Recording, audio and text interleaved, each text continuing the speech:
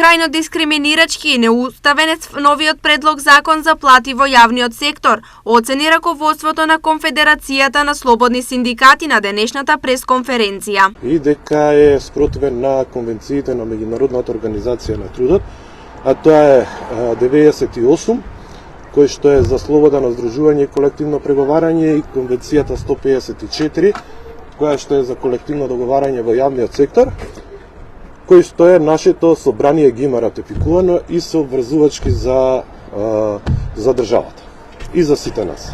Според КСС, со предлог законската регулатива се одзема до сегашното колективно преговарање, што се става контрола врз синдикатите, загрозувајќи го на томашниот опстанок на синдикатите во јавниот сектор.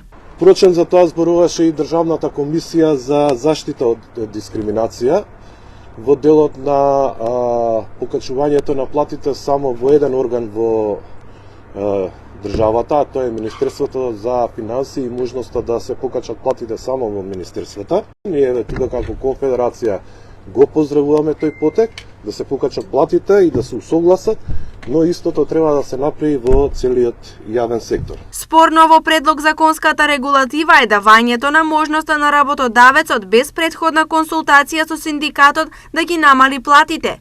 Во однос на предлог законот за работни односи се ограничува траењето на колективните договори на 2 години, а некако досега до потпишување на нов колективен договор.